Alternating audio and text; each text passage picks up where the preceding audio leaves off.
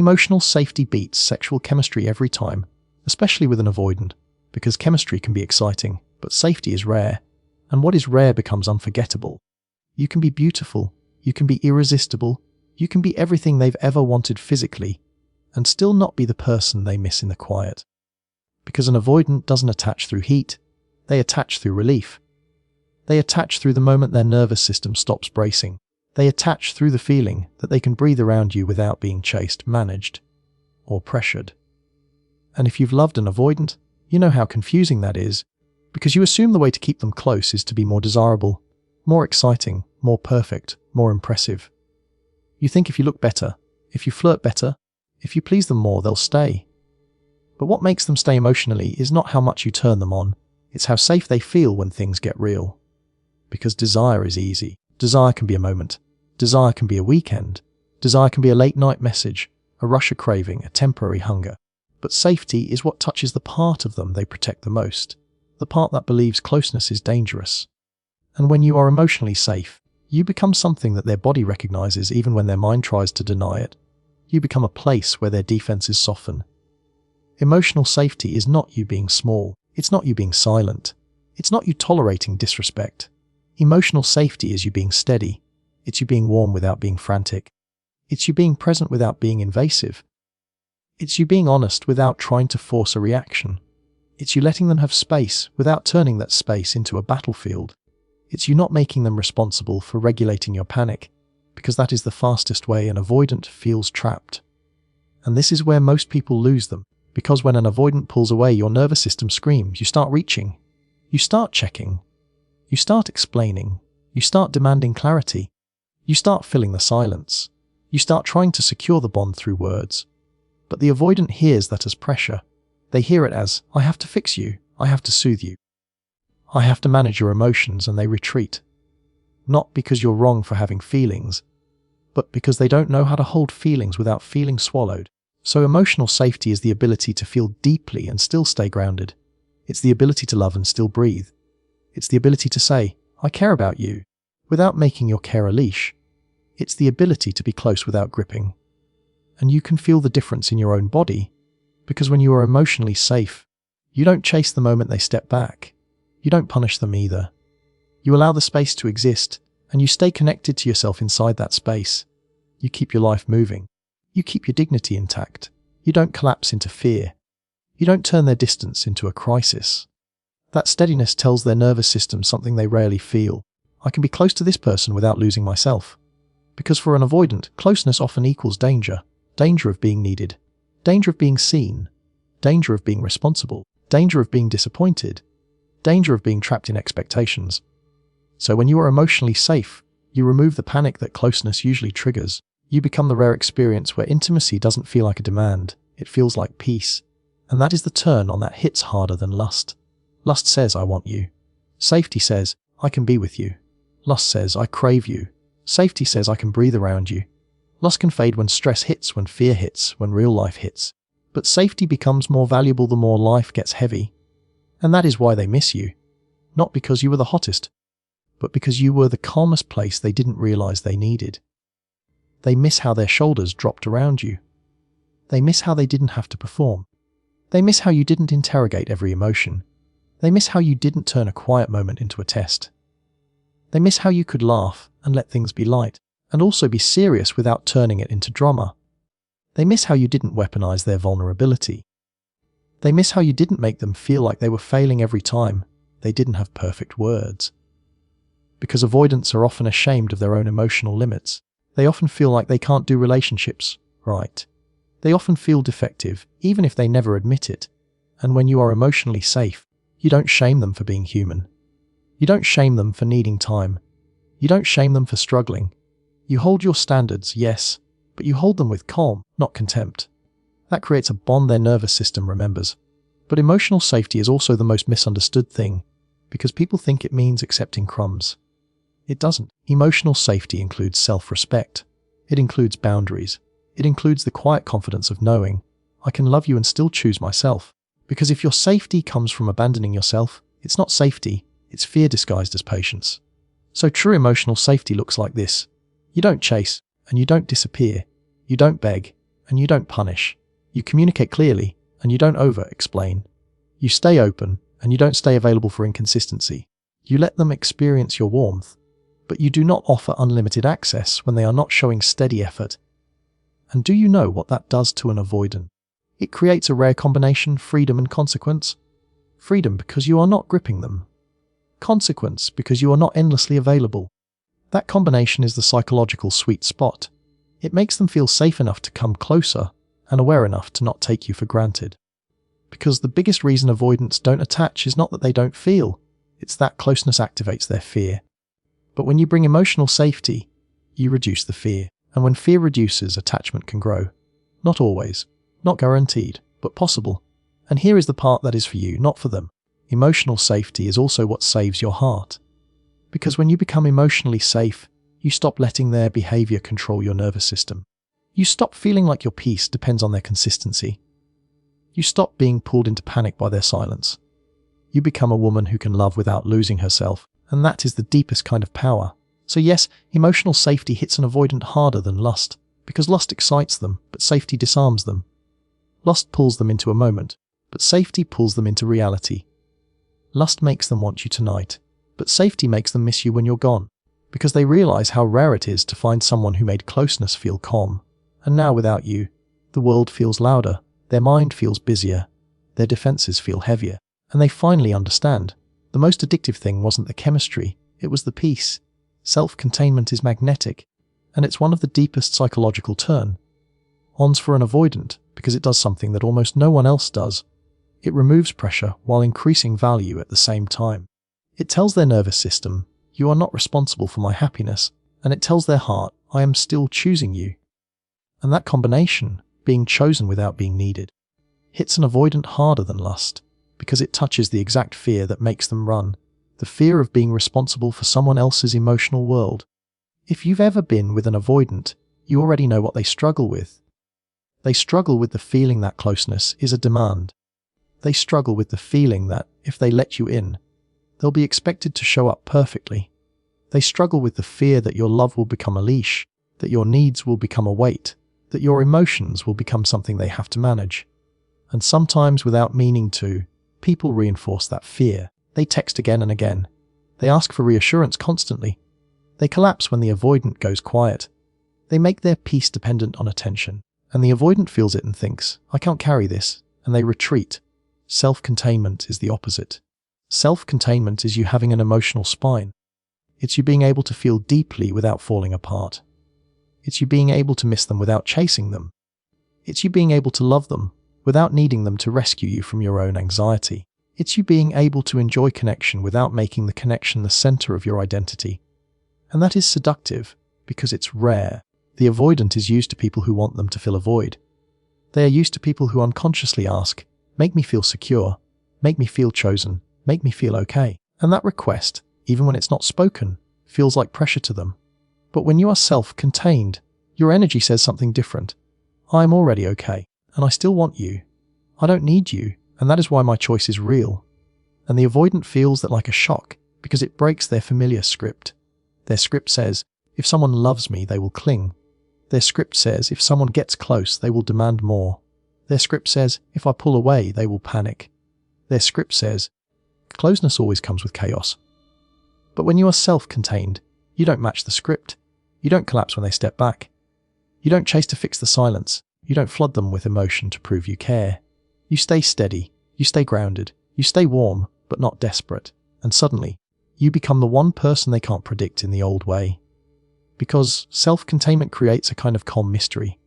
Not the manipulative mystery of playing hard to get, but the real mystery of a woman who has a full inner life. A woman whose day doesn't stop when someone gets distant.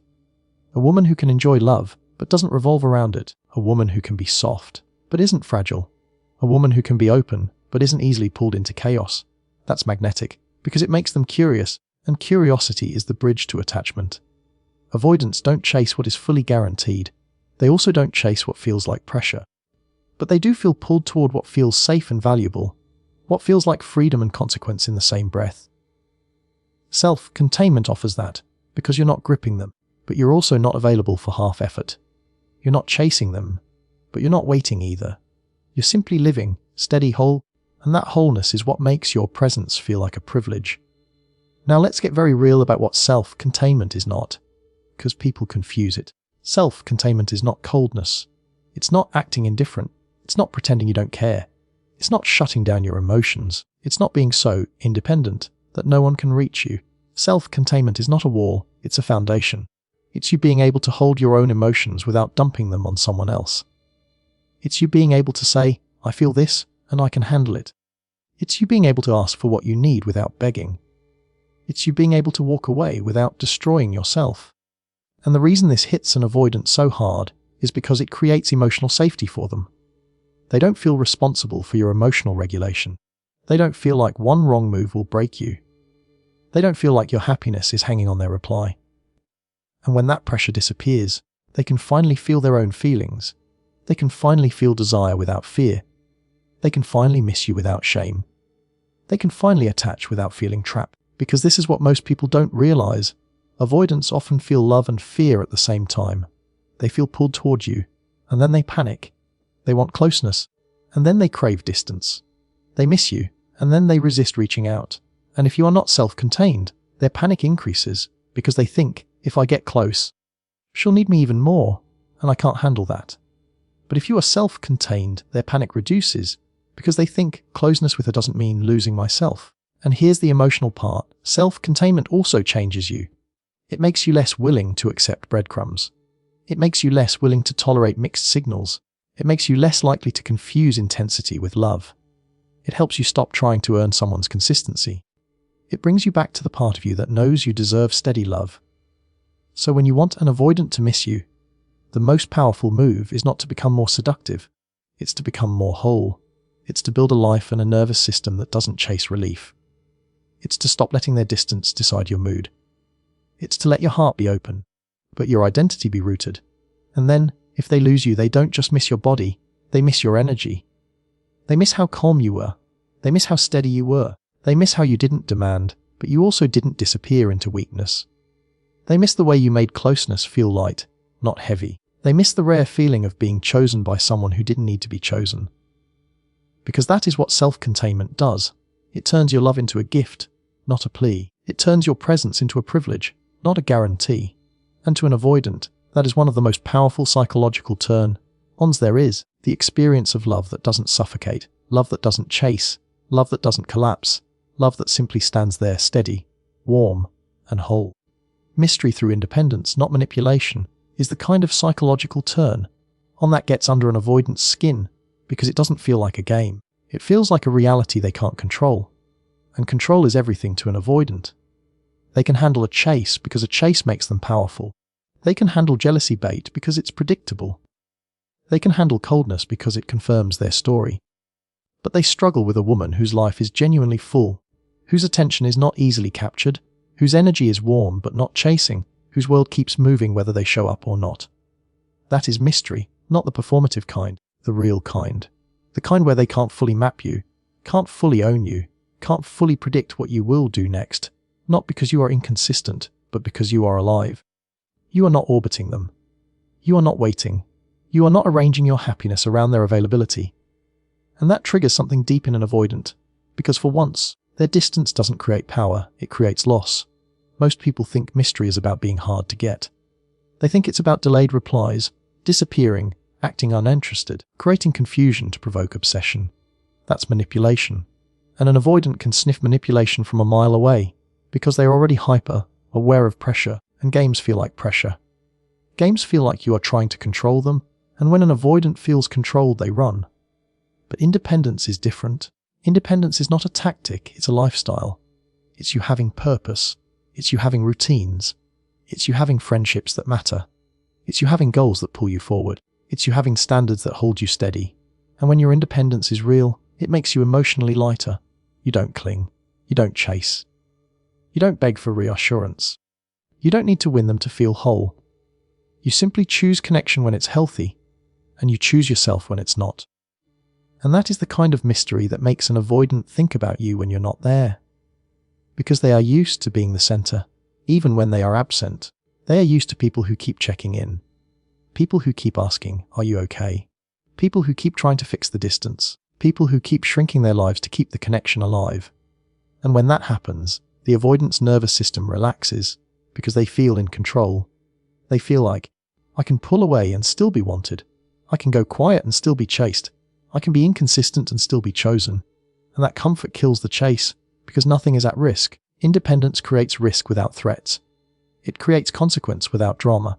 It creates the feeling, if I don't show up, she doesn't collapse, she continues. And that is the moment something changes inside them. Because their silence no longer gives them power, it gives them uncertainty. They start wondering what you're doing. Not because you are trying to provoke them, but because you are genuinely doing something. They start noticing you are not as available as before. Not because you're punishing them, but because your life is full. They start realizing you are not waiting for them to decide your worth. Not because you're playing hard to get, but because you have a self-respecting pace. And that is what makes them miss you, the feeling that you are not owned. This is why independence triggers avoidance harder than lust. Lust is a moment. Independence is an environment. Lust can be satisfied and forgotten. Independence cannot be consumed. It cannot be possessed. It cannot be controlled. And because it can't be controlled, it becomes mentally sticky. They keep thinking about you because they can't close the loop. Now let me make this emotional, because you need to hear the difference between independence and indifference. Independence still has warmth. Independence still has softness. Independence still has love. It just doesn't have desperation. It doesn't have overfunctioning. It doesn't have the habit of giving more than you receive. It doesn't have the willingness to sacrifice your peace to keep someone close. Indifference is cold. Independence is calm. Indifference says, I don't care. Independence says, I care, and I'm still okay. Indifference is a mask. Independence is a foundation, and an avoidant can feel that foundation. It tells them, if you want access to this woman, you have to bring something real. You can't just pop in with crumbs and expect a feast. You can't just appear when you're lonely and disappear when it gets intimate. Because her life is not waiting for you. Her energy is not on standby. So how do you build this kind of independence that creates real mystery? You build a life that has momentum. You make plans that don't depend on them. You invest in your friendships, your family, your health, your routines. You build a schedule that belongs to you. You choose goals that make you proud. You stop checking your phone like your peace lives there. You stop making their attention the reward at the end of your day. And you also build emotional independence, which is the deeper part. You learn to sit with discomfort without turning it into a message. You learn to feel lonely without reaching for the person who made you feel lonely in the first place. You learn to soothe yourself. You learn to validate yourself. You learn to stop needing someone's immediate response to feel okay. That emotional independence is what creates the strongest mystery, because your reactions become unpredictable, not in a chaotic way, but in a healed way. You don't react the way they expect. They expect you to chase and you don't. They expect you to beg and you don't. They expect you to punish and you don't. You simply keep living. And that is what makes them think, who is she now?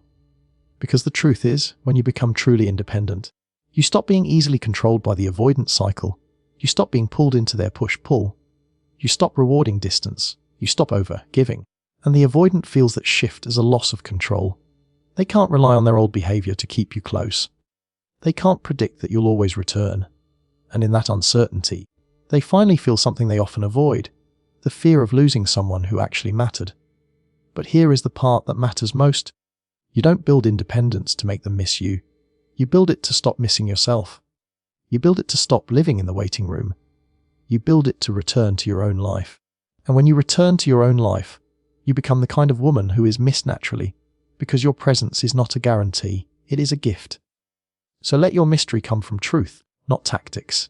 Let your independence be real, not performative. Let your life be full, not loud. Let your energy be warm, not chasing. And if an avoidant ever loses you, they won't just miss your body. They will miss the feeling of being near a woman who is alive, grounded, and impossible to control. Because that kind of presence stays in the mind long after lust fades. Consistency without pressure rewires an avoidant's nervous system in a way nothing else does. Because it gives them something they rarely experience, stability without fear. And this matters more than attraction, more than chemistry, more than intensity. Because an avoidant is not running from love. They are running from overwhelm. They are running from the feeling that closeness will demand more than they can give. That intimacy will trap them. That expectations will swallow them whole. So when you show up with steadiness instead of urgency, warmth instead of pressure, presence instead of pursuit. Something inside them slowly softens. Most people assume consistency means constant contact, constant reassurance, constant availability. But that kind of consistency feels like surveillance to an avoidant. It feels like obligation. It feels like a countdown to disappointment. So they pull away, not because they don't care, but because their nervous system interprets that intensity as danger. Pressure tells them, if I stay, I will lose myself, and no amount of love can override that fear. But consistency without pressure is different. It is you being emotionally predictable, not emotionally demanding. It is you responding with the same grounded energy, whether they are close or distant. It is you not changing your tone to provoke a reaction. It is you not escalating when you feel uncertain. It is you staying kind without clinging, interested without chasing, open without begging. That steadiness becomes familiar to their body, and what becomes familiar becomes safe. Because safety is built through repetition. When you don't punish their space with anger. When you don't collapse into panic when they pull back. When you don't flood them with questions they don't know how to answer. When you don't withdraw affection to regain control. When you remain yourself, calm, warm, steady. Again and again, their nervous system begins to relax. And once their nervous system relaxes, attachment has room to grow. This is why they miss you when you're gone. Not because you were intense, but because you were consistent. Not because you demanded closeness, but because closeness with you didn't feel like a test. They miss the absence of pressure more than the presence of passion. They miss the way they didn't feel like they were failing every time they didn't have the perfect words. They miss the way they could come as they were without being chased into a corner. And here's what most people don't understand. Consistency without pressure is not passive. It requires enormous self-control. It requires emotional maturity. It requires you to regulate your own anxiety instead of handing it to someone else. It requires you to tolerate uncertainty without turning it into drama. It requires you to trust your worth without demanding constant proof. And that kind of grounded presence is rare. Because when you are consistent without pressure, you don't make every interaction a referendum on the relationship. You don't turn silence into a crisis. You don't treat distance as rejection. You don't overinterpret every shift in tone. You respond to what is happening, not to what you fear might happen. And that tells an avoidant, I am safe here, because this person is not trying to pull something out of me that I don't have. Over time, that safety rewires them. Slowly, quietly, without fireworks, they start to associate you with regulation. Their body remembers you as calm. Their mind remembers you as ease. Their heart remembers you as someone who didn't make them feel like love was a performance. And when you're gone, they feel the contrast. The world feels louder. Relationships feel heavier. Interactions feel more demanding. And they realize, often too late, that what they lost wasn't just a person, it was a feeling. But let me be clear. Consistency without pressure does not mean tolerating inconsistency forever. It does not mean accepting crumbs. It does not mean staying when your needs are unmet. It means you don't try to force connection out of fear. It means you don't chase someone into choosing you. It means you hold your standards calmly. You are consistent in your self-respect, not in your availability. Because the power of this approach is that it changes you too. You stop becoming reactive. You stop being pulled into emotional whiplash. You stop living in the highs and lows. You become someone who can offer love without losing balance. And that balance is what makes you unforgettable. Not dramatic, not loud, unforgettable. And when you leave, if you leave, that consistency becomes absence. And absence of consistency is destabilizing to an avoidant in a way intensity never was. Intensity they can escape. Drama they can blame. Pressure they can run from. But the loss of calm is harder to rationalize. They can't tell themselves you were too much. They can't tell themselves you were impossible. All they feel is that something steady is gone. That's when they miss you. Not in a frantic way, but in a quiet, unsettling way. In moments of stress. In moments of loneliness. In moments when they realize that with you, love didn't feel like a demand, it felt like a refuge. And now that refuge is closed. But this is not about changing them. This is about choosing how you show up. Because when you learn to be consistent without pressure, you stop trying to earn love through effort. You stop proving your worth through availability. You stop chasing reassurance. You start trusting yourself. You become emotionally grounded. And whether an avoidant ever comes back or not, you win. You win because you no longer abandon yourself in the name of connection. You win because you don't sacrifice your nervous system to someone else's fear. You win because you become someone who offers love that is steady, safe, and self-respecting. So if an avoidant misses you, it will not be because you overwhelmed them with desire. It will be because you gave them a rare experience, connection without pressure, closeness without fear, love without control. And once someone experiences that, even if they run from it, their body remembers, their heart remembers, and that memory lingers far longer than lust ever could. Self-respect is the ultimate turn-on, and nothing makes an avoidant miss you more than realizing you won't abandon yourself to keep them. Because an avoidant is not only afraid of closeness, they are also deeply familiar with control. Not always the loud, toxic kind, but the quiet control that happens when they pull away and someone comes running, when they go silent and someone fills the silence, when they become distant and someone works harder. That pattern teaches them, I can retreat and still be chosen. I can give less and still be valued. I can stay half present and still keep someone attached. And if you've been in that dynamic, you know how painful it is, because your love becomes a treadmill. You keep running, but the relationship doesn't move forward. You keep giving, but your needs keep waiting. You keep hoping that your patience will turn into security, but instead your patience turns into permission. Self-respect changes the entire equation, because self-respect is the one thing that cannot be controlled. Self-respect is not a speech. It's not a threat. It's not a dramatic exit. It's the quiet consistency of a woman who knows what she deserves and refuses to negotiate it down. It is the calm decision to stop participating in a dynamic that drains her, even if she still loves the person inside it. And here's why it hits an avoidant so hard. Because self-respect removes the comfort of half access. It removes the guarantee. It removes the safety net. It says you can love me or you can lose me, but you cannot keep me while you run. And that is terrifying to someone who has built their entire emotional survival around the option to retreat without consequence. A woman with self-respect doesn't chase silence. She doesn't punish it either. She simply doesn't reward it. She doesn't send paragraphs to someone who keeps disappearing. She doesn't keep offering her heart to someone who keeps handling it casually. She doesn't turn her standards into a debate. She doesn't beg for clarity. She doesn't audition for consistency. She watches behavior and she responds to reality. And reality is where self-respect becomes the ultimate psychological turn-on, because lust can be satisfied, but self-respect cannot be consumed. Self-respect cannot be owned. Self-respect cannot be played with.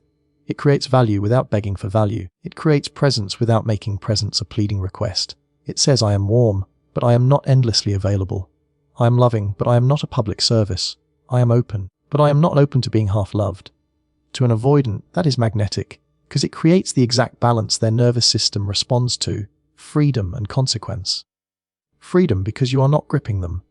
Consequence because you are not guaranteed. They don't feel trapped, but they do feel the risk of losing you.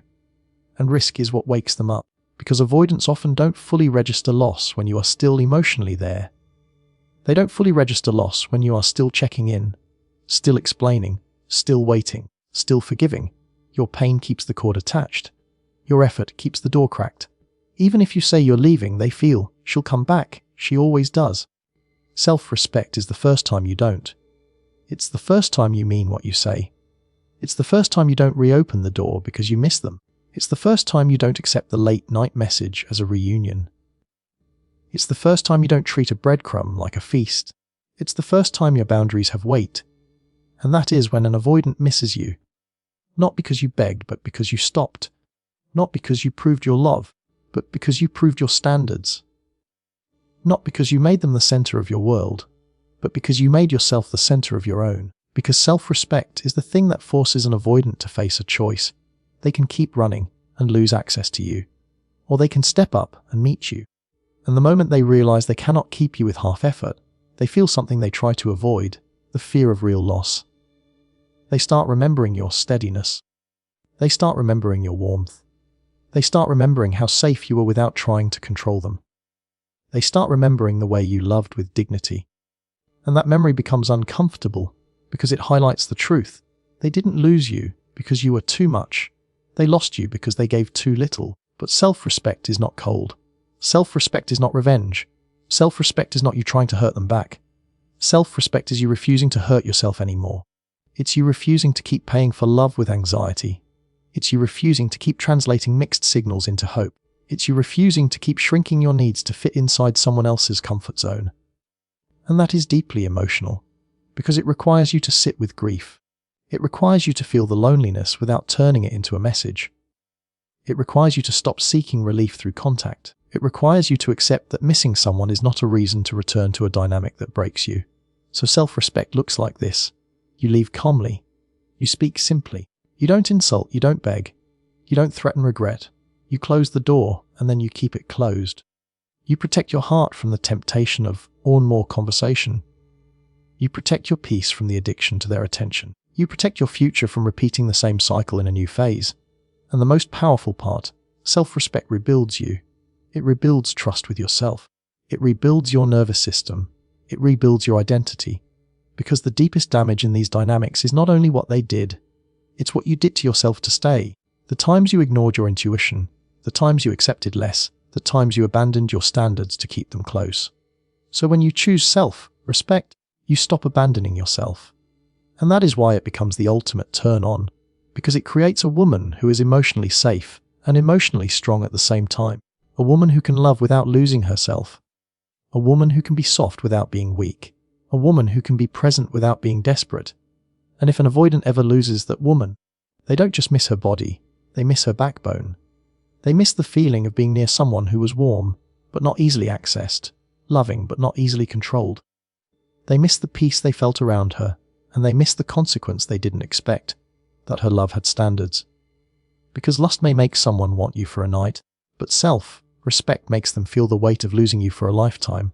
And that is why, when you finally choose yourself, you become unforgettable. Not because you tried to be missed, but because you refuse to be half loved.